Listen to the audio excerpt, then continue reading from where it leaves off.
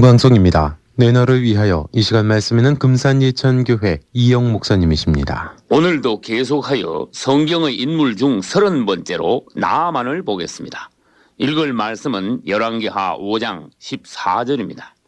나아만이 이에 내려가서 하나님의 사람의 말씀대로 요단강에 7번 몸을 잠그니 그 살이 여전하여 어린 아이의 살 같아서 깨끗하게 되었더라. 아멘.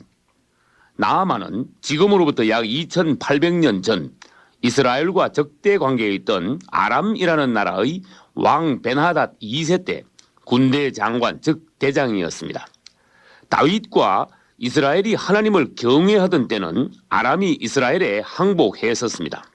그러나 솔로몬 왕 이후 이스라엘이 분열되고 하나님을 멀리하기 시작하자 이스라엘은 금방 약화되었고 반대로 아람 등 주변 국가들은 잡초가 무성하게 자라듯이 득세하여 이제 이스라엘은 더 이상 안팎의 적들을 제압할 수 없게 되고 말았습니다. 여기서 만고 불변의 진리는 당신이 하나님을 가까이 할 때 당신은 강하고 만사가 형통하지만 반대로 당신이 그분을 멀리 한다면 당신의 생활은 고통과 수치가 되는 것입니다. 인생의 모든 탄식과 고통과 질병과 사망은 사람이 하나님을 떠나면서부터 시작되었습니다. 하나님을 가까이 함이 내게 복이라. 아멘. 나아만 장군은 당시 강대국 아람의 군대 장관이었지만 불행하게도 그는 문둥병 환자로서 남모르는 고통을 당하고 있었습니다.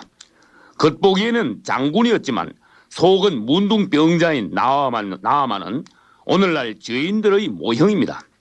아무리 지위가 높고 부자이고 유명하더라도 그가 막상 구원받지 못한 죄인이라면 그 모든 것이 무슨 소용이 있겠습니까?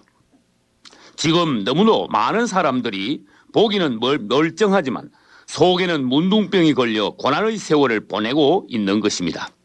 나는 너희를 치료하는 여호와라. 아멘.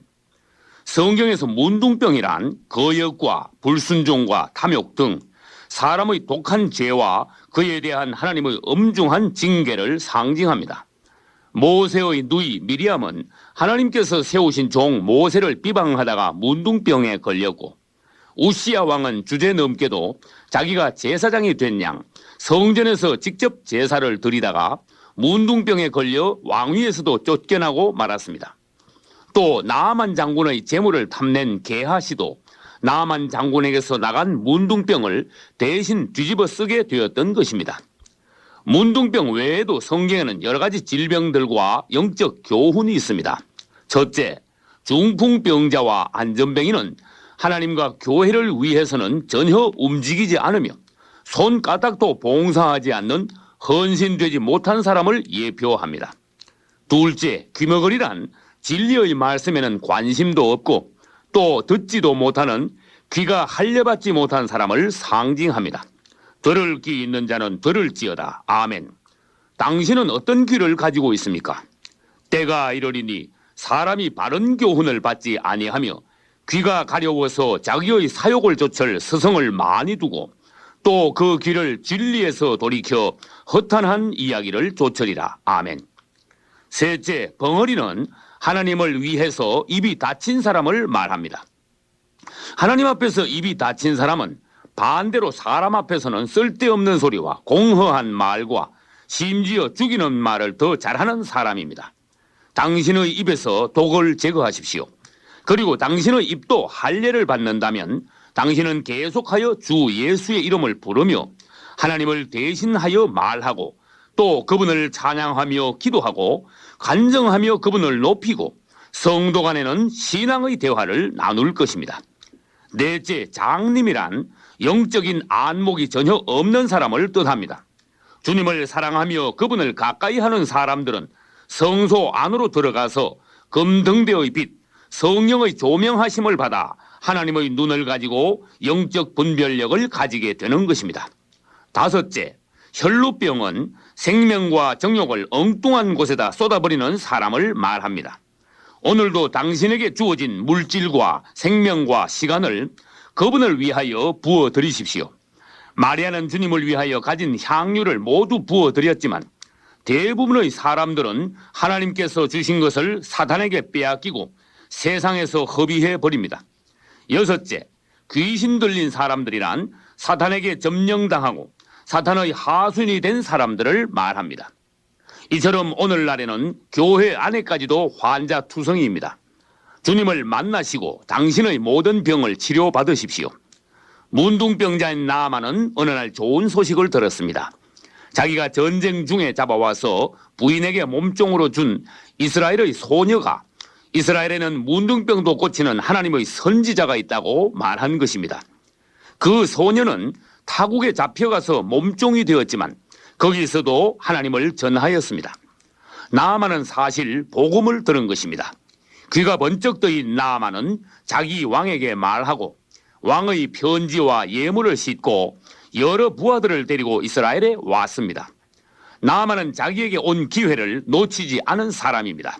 그러나 나아만의 문둥병을 고쳐달라는 아람 왕의 편지를 받은 이스라엘 왕은 깜짝 놀라면서 자기의 옷을 찢었습니다.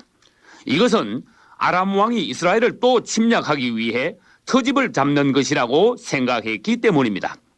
하나님이 없는 사람은 매사에 이렇게 깜짝 잘 놀라며 작은 일에도 가슴이 두근거립니다.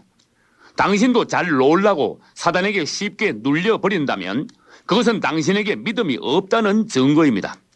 도둑놈이 재벌 저린다는 속담과 같이 당신에게도 죄가 많다면 당신의 양심은 저리고 사탄 앞에서는 한없이 나약한 존재가 되고 말 것입니다. 그 소문을 들은 선지자 엘리사는 이스라엘 왕과는 정반대의 반응을 보였습니다. 엘리사는 왕에게 그 사람 나아만을 내게로 보내소서, 저가 이스라엘 중에 하나님의 선지자가 있는 줄을 알게 되리라고 하였습니다. 엘리사는 나아만이 온 것을 하나님을 나타낼 기회로 삼은 것입니다. 당신이 진정한 그리스도인이라면 당신은 기회가 있는 대로 그리스도를 나타내야 합니다. 그러나 나아만이 문둥병을 고치기 위해서는 넘어야 할 난관이 있었습니다.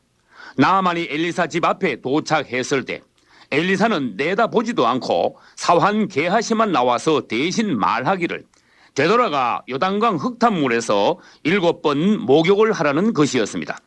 그 순간 나아만은 분을 내면서 엘리사의 집을 떠남으로써 그 시험에서 넘어지고 말았습니다. 이것을 자아라고 합니다. 나아만은 문둥병을 치료받아야 한다는 자신의 긴박한 사정을 망각하고 엘리사가 부대접한다고 생각하면서 자존심을 내세우고 성질을 낸 것입니다. 오늘날 교회 내에서도 내 주장과 의견에 맞지 않는 것을 볼 때 불평하고 반발하는 성도들이 종종 있습니다. 당신 생각과 맞는지를 따지지 말고 먼저 하나님의 뜻이 어디에 있는지를 고려하시기 바랍니다. 분을 내면서 돌아가는 나아만 장군에게 한 부하가 권면하였습니다. 문둥병을 고치려면 그보다 더 큰 일이라도 해야 하지 않겠습니까? 라고 말한 것입니다. 생각을 바꾼 나아만은 순종하여 요단강에서 7번 목욕을 하고 과연 어린 아이의 살과 같이 깨끗하게 나음을 받았습니다. 감격한 나아만은 엘리사에게 다시 돌아와서 감사하고 하나님을 찬양하며 많은 예물을 드렸지만 엘리사는 일절 아무것도 받지 않았습니다. 이것을 옆에서 보고 있던 사환 게하시가 시험에 들고 말았습니다. 게하시는 본국으로 돌아가던 나아만을 뒤쫓아가서 거짓말을 하고는 은과 옷을 받아서 감추어 둔 것입니다. 게하시의 탐심의 결과 이제는 나아만의 문둥병이 게하시게로 옮겨오고 말았습니다. 이제 나아만을 통한 교훈을 정리해 보겠습니다. 첫째, 나아만은 좋은 소식을 들었습니다. 둘째, 나아만은 기회를 붙잡고 행동으로 옮겼습니다. 셋째, 그는 시험을 이기고 말씀을 따라 요단강으로 갔습니다. 넷째, 자신을 숨겨온 가식된 장군의 옷을 벗었습니다. 다섯째, 끝까지 순종하여 7번 목욕하고 깨끗하게 되었습니다. 여섯째, 돌아와 감사하며 하나님을 높이고 신앙을 고백했습니다. 일곱째, 탐심을 품은 게하시는 도리어 문둥병을 덮어 썼습니다. 여기서 예수께서 나아만에 관하여 언급하신 누가복음 4장 27절을 읽어보겠습니다. 선지자 엘리사 때에 이스라엘에 많은 문둥이가 있었으되 그 중에 한 사람도 깨끗함을 얻지 못하고 오직 수리아 사람 나만 뿐이었느니라. 아멘.